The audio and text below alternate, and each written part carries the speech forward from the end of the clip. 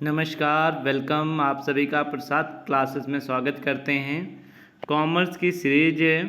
पहला प्रश्न है, कार्यालय से तात्पर्य है जहां पर सभी संवाद मतलब कम्युनिकेशन का स्टार्टिंग होती है और अंत होता है।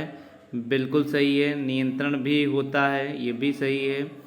सभा संबंधी कार्य संपादित होते नहीं होता है, केवल व्यवसाय संबंधी अभिलेख संग्रहित होते हैं, तो ये भी गलत है। अब यहाँ पे दो सही हैं, तो इसमें से इन दोनों में जब संप्रेषण होगा तभी नियंत्रण होगा, इसलिए इन दोनों में बेहतर ऑप्शन अगर पूछा जाए तो ऑप्शन नंबर ए जो है वो सही हो जाएगा। नेक्स्ट है क्वेश्चन नंबर 2। आधुनिक विचारधारा के अनुसार कार्यालय का तात्पर्य है, तो क्या तात्पर्य है आधुनिक विचारधारा के अनुसार? तो इसमें उस स्थल पे जहाँ लिपिकों द्वारा नैतिक प्रकार की कागजी कार्यवाही की जाती है या जहाँ पर प्रबंधकों के लिए विभिन्न स्रोतों से सूचनाएं व आंकड़े संकलित कर वैज्ञानिक ढंग से उनका विश्लेषण किया जाता है ताकि उनका उचित शीघ्र निर्णय लिया जा सके। किसी संगठन के अंग में जहाँ विभिन्न स्रोतों से सूचनाएं संग्रहित कर यथानुसार उनका वितरण किया जा सके। तो आंसर सभी हैं, पर आधुनिक पूछा गया है तो बी में ज़्यादा बेहतर है। सूचनाएं आंकड़े एकत्रित कर वैज्ञानिक ढंग से उनका विश्लेषण करना और शीघ्र निर्णय लेना, यही है आधुनिक है। तो इसका ऑप्शन नंबर 2 का बी सही हो जाएगा। नेक्स्ट है, कार्यालय से तात्पर्य है, तो कार्यालय से तात्पर्य वह स्थल जहां लिपिकों द्वारा नैतिक कागजी कार्यवाही संपन्न की जाती है, बिल्कुल सही है। जहां प्रबंधकों के लिए विभिन्न स्रोतों से सूचनाएं आकर्षित कर वैज्ञानिक ढंग से उनका विश्लेषण ताकि उनका उचित रूप से शीघ्र, तो यहाँ पर केवल कार्यालय पूछा गया तो कार्यालय का ऑप्शन नंबर ए ही होगा, पर आधुनिक कार्यालय का ऑप्शन नंबर बी होगा। नेक्स्ट है क्वेश्चन, व्यवसाय में कार्यालय की स्थिति क्या है? तो व्यवसाय में कार्यालय जो होता है वो एक नियंत्रक के रूप में कार्य करता है, इसलिए इसका ऑप्शन नंबर जो है वो बी सही हो जाएगा। नेक्स्ट है क्वेश्चन नंबर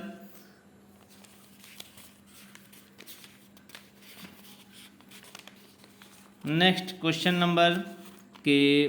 नंबर 5 जो है वो निश्चित उद्देश्यों की प्राप्ति के लिए योजनाबद्ध तरीके से कार्य करना क्या कहलाता है? तो ये एक कार्य प्रणाली कहलाती है जो एक निश्चित योजनाबद्ध तरीके से की जाती है। तो इसका ऑप्शन नंबर जो है वो ए हो जाएगा, ऑप्शन नंबर ए।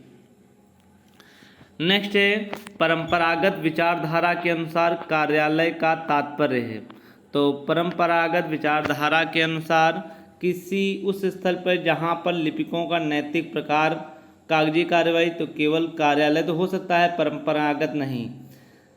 जहाँ प्रबंधकों के लिए ये ऑप्शन नंबर बी जो है वो आधुनिक का है। किसी संगठन के अंग में जहाँ विभिन्न स्रोतों से सूचनाएं संग्रहित कर यथानुसार उनका वितरण किया जाए, ये एक परंपरागत कार्यालय की परिभाषा है, तो इसका ऑप्शन नंबर सी जो है वो सही हो जाएगा। नेक्स्ट है क्वेश्चन नंबर 7 में है, खुला कार्यालय किस दृष्टिकोण से लाभप्रद है? जहाँ पे खुला होगा वहाँ पे लोग आकर कागजी कार्य खुद ही देख सकते हैं, तो गोपनीयता तो रह ही नहीं सकती है, लोकहीनता भी नहीं, और तो वहाँ पे सबसे बड़ा फायदा जो होगा कि मितव्यता कम होगी, खर्चा कम होगा। ऑप्शन नंबर ए जो है वो सही हो जाएगा। 8 है, कार्यालय व्यापार के कार्य का प्रचलित व स्वीकृत तरीका कौन कौन सा है? तो इसका कौन सा तरीका है? कार्य प्रणाली तो हमने नहीं बताया, कार्य करने का तर्क हो जाए, नियोजनक्रम भी नहीं, तो इसका ऑप्शन नंबर डी हो जाएगा, कार्य परिपाटी जो है वो हो जाएगा। किसी कार्यालय के प्राथमिक कार्यों में से एक है, तो कौन सा है? तो मुख्य प्राथमिक कार्य जो होती है तो इन्फॉर्मेशन होता है, सचिव की नियुक्ति करना नहीं होता है, कर्मचारियों को भी नहीं होता है, तो सूचनाएं का होता है, तो इसका ऑप्शन नंबर डी हो जाएगा, मांगी हुई सूचना प्रदान करना होता है। नेक्स्ट है, कार्यालय अभिन्यास का उद्देश्य क्या है? तो अभिन्यास का उद्देश्य जो होता है वो अपने स्थान का सर्वोत्तम रूप से प्रयोग करता है। विस्तृत स्थान सुविधा ये भी नहीं, विस्तृत खुला भी नहीं और व्यापक स्थान भी नहीं। इसका 10 का ऑप्शन नंबर जो है वो ए सही हो जाएगा। क्वेश्चन नंबर जो 11 है उसका ये फाइलिंग की परंपरागत पद्धति कौन सी है। तो फाइलिंग में सब पहले लोग क्या करते थे, वो बॉक्स रखते थे। तो परंपरागत जो है वो बॉक्स फाइल है, खड़ी फाइल वर्तमान में है। तो इसलिए इसका ऑप्शन नंबर 11 का ए सही हो जाएगा। 12 निम्नलिखित में से आधुनिक फाइल का जोड़ा है तो कौन सा है। तो जोड़ा है लेटी हुई फाइल, वह जो खड़ी फाइल है ये वर्तमान में चलती है। तो इसका ऑप्शन नंबर जो है बी सही हो जाएगा। नेक्स्ट है, एक अनुक्रमणिका क्या है। एक अनुक्रमणिका जो हम फाइलिंग करते हैं उसका एक महत्वपूर्ण तरीका होता है। तो फोटोस्टेट ये नहीं होंगे। तो 13 का ऑप्शन नंबर जो डी है वो सही हो जाएगा। 14 कार्यालय सेवाओं का केंद्रीकरण हो जाने पर, मतलब जो कार्यालय हैं जो उनकी सेवाओं का केंद्रीकरण हो जाए तो क्या हो जाएगा। जब केंद्रीकरण हो जाएगा तो एक दूसरे पर निर्भर जो है वो बिल्कुल ये गलत है, गोपनीयता भी नहीं। और कर्मचारियों के लिए तो सबसे पहले होगा प्रत्येक विभाग को टंकर, टेलीफोन आदि की सुविधाएं केंद्रीय कार्यालय से ही दी जाती है। तो 14 का ऑप्शन नंबर डी जो है वो सही हो जाएगा। 15 है, फाइलिंग की निम्नलिखित में से कौन सी विधि सर्वोत्तम मानी जाती है। तो सर्वोत्तम जो मानी जाती है वो कौन सी है। तो हमने अभी बताया था कि लंबवत प्रणाली ही फाइलिंग मानी जाती है, इसलिए इसकी ऑप्शन नंबर 15 का ए हो जाएगा। 16 अनुक्रमणिका का मुख्य उद्देश्य क्या है। तो क्या है, तो अनुक्रमणिका से इंडेक्स लगाया जाता है जो थोड़े ही समय में किसी चीज़ को पता लगाया जाता है। तो इसका ऑप्शन नंबर बी जो है वो सही हो जाएगा। क्वेश्चन नंबर 17 व्यवसाय का केंद्र बिंदु कौन होता है। तो उस व्यवसाय का केंद्र बिंदु सदैव ऑफिस होता है, कार्यालय होता है। तो इसका ऑप्शन नंबर बी जो है वो सही हो जाएगा। कार्यालय का प्राथमिक कार्य कौन सा होता है। तो कार्यालय का मुख्य कार्य जो होता है वो डॉक्यूमेंट तैयार करना, इन्फॉर्मेशन देना और उन्हें फ्यूचर के लिए सुरक्षित करना होता है। तो ये सही है, बाकी जो है ऑप्शन सही नहीं है। तो 18 का ऑप्शन नंबर जो ए है वो सही हो जाएगा। प्रत्येक कार्यवाही को सदैव पूर्व निर्धारित क्रम व ढंग से संपादित करना कहलाता है। तो क्या कहलाता है, तो सदैव पूर्व निर्धारित प्री डिटरमाइन, तो कार्य प्रणाली नहीं होगा, संपादित करना, तो उसे कार्य परिपाटी कहलाएगा। ऑप्शन नंबर सी हो जाएगा।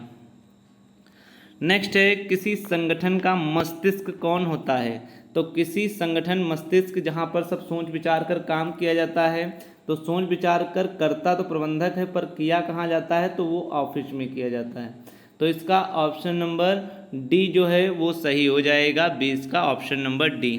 खुले कार्यालय का दोष क्या है कि वहाँ पे गोपनीयता का अभाव रहता है, ये एक सबसे बड़ा दोष है। और अधिक खर्चीला भी हो जाता है और कर्मचारियों में एकता भी नहीं रहती है, इसलिए ऑप्शन नंबर डी हो जाएगा।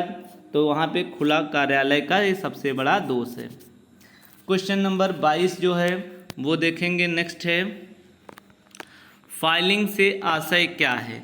तो फाइलिंग से आशय तो अभिलेखों को संग्रहित करना, तो फाइलिंग तो होती ही है, और वितरित करना भी नहीं, अभिलेखों को इस प्रकार सुरक्षित रखना ताकि आवश्यकता पर महत्वपूर्ण प्रमाणों को तुरंत प्राप्त किया जा सके, उपलब्ध कराया जा सके। तो सबसे अच्छा ऑप्शन नंबर सी जो है वो फाइलिंग के लिए बेहतर है। नेक्स्ट है क्वेश्चन नंबर 23, फाइल प्रणाली क्या है। तो फाइल प्रणाली हमने बताया कार्य करने का तरीका जो है वो कार्य प्रणाली कहलाता है, इसलिए ये एक बी ऑप्शन हो जाएगा, कार्य प्रणाली कहलाएगा। उत्तम लक्ष्यों की प्राप्ति हेतु शीर्ष प्रबंध द्वारा स्वीकार्य न्यूनतम लागत व समय उत्पादन साधनों का नियोजन व नियंत्रण कार्यालय प्रबंध है। यह कथन किस विद्वान का है। तो ये कथन सदैव वायली का है। तो इसका ऑप्शन नंबर सी हो जाएगा, वायली हो जाएगा। सुपरवाइजर के रूप में छोटे कार्यालयों में कौन कार्य करता है। तो सुपरवाइजर के रूप में जो छोटे कार्यालयों में काम करता है वो होता है अकाउंटेंट। तो इसलिए इसका ऑप्शन नंबर जो बी है वो सही हो जाएगा। कार्यालय की भावी चुनौतियां कौन है। तो कार्यालय की भावी चुनौतियां क्या हैं? मशीनरी संगठन के बढ़ते हुए आकार व कार्यालय में बढ़ोतरी व वैधानिक चुनौतियां जो हैं वो है। बाकी खर्चों को चुनौतियां भी नहीं, वैधानिक चुनौतियां तो बिल्कुल नहीं, इसलिए इसका ऑप्शन नंबर डी जो है वो सही हो जाएगा। निम्नलिखित में से परंपरागत फाइलिंग का जोड़ा है, कौन सा है? परंपरागत है वो पूछा गया है, आधुनिक में बी होगा, पर परंपरागत में बॉक्स होता था और बॉक्स किसके साथ में है? तो मेटल फाइल है, तो इसका ऑप्शन नंबर सी जो है 27 का सही हो जाएगा। 28 कौन सी फाइलिंग विध सबसे पुरानी है? तो हमने बताया था पहले लोग बक्से में रखते थे और बक्से के भी पहले वो टांगते थे, तो उसमें हो जाएगा ऑप्शन सी टैग फाइलिंग हो जाएगी। और उसके बाद बॉक्स आएगा, उसके बाद क्षैतिज आएगा और उसके बाद आधुनिक में लंबवत आएगा। फिर क्वेश्चन नंबर 29, किसी बड़े आकार के व्यवसाय के लिए आप कौन सी फाइल व्यवस्था अपनाने का सुझाव देंगे? तो जो है उसमें जो बड़े व्यवसाय हैं वो अक्सर करके कौन सा करते हैं? तो उनके लिए सबसे अच्छी जो मानी जाती है वो खड़ी फाइल या लंबवत फाइल मानी जाती है। कबूतर खाने वाली भी नहीं, इनमें से कोई नहीं मानी जा सकती हैं।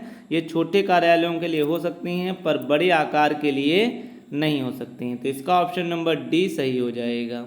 नेक्स्ट है क्वेश्चन नंबर 30, ब्लू प्रिंटिंग क्या कहलाती है? तो ये जीरोग्राफी भी नहीं है, माइक्रो फिल्मिंग भी नहीं है और लिथियोग्राफी भी नहीं है।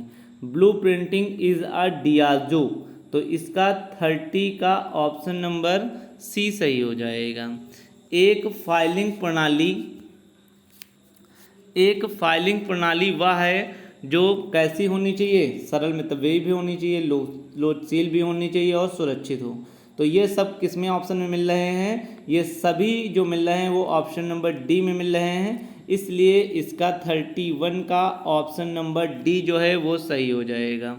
32 कार्यालय यंत्रीकरण का परिणाम हो सकता है। जब हम यंत्रीकरण वहाँ पर यंत्र ज़्यादा लगा दें तो अधिक लागत तो आएगी ही, कर्मचारी भी विरोध करेंगे क्योंकि बेरोजगार हो जाएंगे और उस समय उनको प्रशिक्षण की भी आवश्यकता होगी।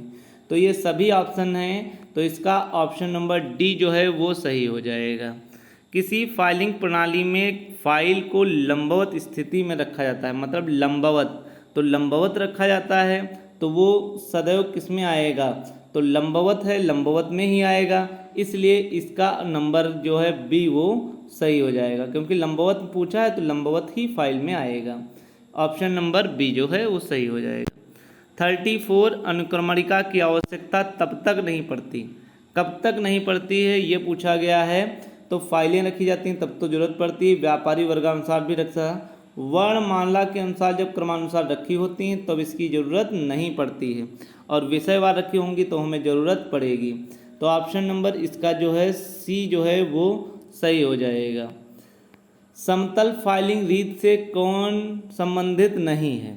जब हम समतल की रूप से हो तो लोहे की सलाखें वाली फाइल और खुले फाइल और चैनल फाइल का नहीं होता है। समतल के लिए सबसे अच्छा होता है वो होता है टैग फाइल, तो इसका ऑप्शन नंबर ए जो है वो सही हो जाएगा। स्मरण शक्ति यूनिट निम्न में से किसका भाग है? तो वो एक इलेक्ट्रॉनिक डेटा प्रोसेसिंग का भाग है, तो इसमें ऑप्शन नंबर 36 का ऑप्शन नंबर बी जो है वो सही हो जाएगा। नेक्स्ट है 37 कंप्यूटर के आउटपुट यूनिट के साधनों में शामिल है, तो कौन सा शामिल है? तो पंच कार्ड भी है, चुंबकीय टेप भी है और माइक्रोफिल्म भी है, तो ये सभी हैं। तो उक्त सूची में जितने हैं वो सभी हैं, तो इसका ऑप्शन नंबर डी जो है वो सही हो जाएगा। 38 कंप्यूटर के सहायक संग्रहण साधनों में शामिल नहीं है, तो कौन शामिल नहीं है? तो डेटा सेल शामिल है और चुंबकीय डिस्क भी शामिल है और चुंबकीय ड्रम भी है, पर स्याही करेक्टर रीडर जो है वो संग्रहण में शामिल नहीं होता है और यहाँ पे नहीं ही पूछा गया है, इसलिए इसका ऑप्शन नंबर सी जो है वो सही हो जाएगा। तार्किक इकाई निम्नलिखित में से कौन सा कार्य संपादित करती है? तार्किक मतलब रीजनिंग यूनिट किसका कार्य संपादित करती है? तो लक्ष्य तो नहीं, क्योंकि ये सबसे ज़्यादा संगणना करता है, गणना करता है, तो ये तो प्रक्रिया पूछा गया है, ये कलेक्शन पूछा गया है। ये देखो अत्यधिक तीव्र गति से संगणना संप्रेषण करना ही तार्किक इकाई कहलाता है, तो ये ऑप्शन नंबर डी जो है वो सही हो जाएगा। 40 पंच किए गए कार्ड निम्नलिखित में से किससे संबंध में प्रयुक्त किए जा सकते हैं? तो ये सभी आगणन व लेखांकन मशीनों में नहीं किए जा सकते हैं, ये इलेक्ट्रॉनिक डेटा के प्रोसेसिंग में किए जाते हैं। केवल पंच कार्ड दे रखा है इसलिए गलत हो गया, केवल इलेक्ट्रॉनिक रखा है तो भी गलत हो गया, क्योंकि पंच कार्ड और इलेक्ट्रॉनिक दोनों होते हैं। डी में देखो पंच कार्ड भी है और इलेक्ट्रॉनिक भी है, तो ऑप्शन नंबर डी जो है वो सही हो जाएगा। नेक्स्ट है 41 जो है उस पर आते हैं। 41 में क्वेश्चन है मिमियोग्राफ एक विधि है, तो मिमियोग्राफ एक स्टेंसिल डुप्लीकेटर की है, बाकी नहीं, तो इसका ऑप्शन नंबर ए जो है वो सही हो जाएगा। नेक्स्ट है बोलने वाले तथा लिखने वाले सह उपस्थित कौन सा यंत्र अनावश्यक कर देता है? तो कौन सा है? तो वो जब हम लिखते हैं तो हमको श्रुतिवाचक जो है वहीं अनावश्यक हो जाएगा, पर इनकी सबकी तो ज़रूरत पड़ेगी ही, तो ऑप्शन नंबर सी जो है वो सही हो जाएगा जब हम। नेक्स्ट है पंच कार्ड प्रयुक्त किया जाता है, तो पंच कार्ड का प्रयुक्त कहाँ कहाँ किया जाता है? तो वो हमने अभी बताया था कि पंच कार्ड लेखांकन में और इलेक्ट्रॉनिक डेटा में, पर आगणन लेखांकन मशीन में नहीं, तो इसका ऑप्शन नंबर जो है वो डी जो है वो सही हो जाएगा। नेक्स्ट है 44 पहले इलेक्ट्रॉनिक कंप्यूटर प्रणाली का विकास कब हुआ? तो पहली कंप्यूटर प्रणाली का विकास जो है वो 1940 में हुआ था। कब हुआ? तो आंसर हो जाएगा 1940, ऑप्शन नंबर जो सी है वो सही हो जाएगा। O&M का क्या तात्पर्य है, क्या कार्य है? तो ये पूछा गया, तो ओ मतलब जहाँ पर अनावश्यक कार्य व्यवहार हो उनको रोकना भी है, कार्य के दोहरीकरण को भी रोकना है, और प्रत्येक भाग के प्रयोजन को सुपर परिभाषित भी करना है, तो इसका ऑप्शन नंबर जो है वो डी सही हो जाएगा। नेक्स्ट है किसी इलेक्ट्रॉनिक कंप्यूटर का सर्वाधिक महत्वपूर्ण लाभ क्या है? तो कार्य अत्यधिक तीव्र गति से होता है, यही उसका महत्वपूर्ण लाभ है, तो इसका ऑप्शन नंबर जो ए है वो सही हो जाएगा, बाकी जो हैं वो गलत हो जाएंगे। 47 निर्माता तथा प्रयोगकर्ता द्वारा निर्मित प्रोग्रामों को क्या कहा जाता है? प्रयोगकर्ता और निर्माता दोनों के लिए बोला गया है, तो वो दोनों प्रयोग होते हैं, वो सॉफ्टवेयर होते हैं, तो इसका ऑप्शन नंबर ए जो है वो सही हो जाएगा। क्वेश्चन 48 सीपीयू कितनी उप इकाइयों में बटा हुआ है? तो सीपीयू जो है वो 3 यूनिट इकाइयों में बटा हुआ है, तो इसका ऑप्शन नंबर बी जो है वो सही हो जाएगा। और उसके बाद क्वेश्चन नंबर 49 है कंप्यूटर प्रणाली का नियंत्रण केंद्र किसे माना जाता है? तो जो सीपीयू ही होता है उसको नियंत्रण केंद्र माना जाता है, तो 49 का ऑप्शन नंबर बी जो है वो सही हो जाएगा। कंप्यूटर मशीनरी और उसके सहायक उपकरणों को कहा जाता है, मशीनरी को हम हार्डवेयर कहते हैं, हार्डवेयर, तो उसके उपकरण की ही बात पूछी गई तो हार्डवेयर हो जाएगा, तो 50 का ऑप्शन नंबर बी हो जाएगा। ये थे 50 क्वेश्चन की series. Thank you so much. अधिक से अधिक लाइक शेयर एंड सब्सक्राइब करिए। Thank you.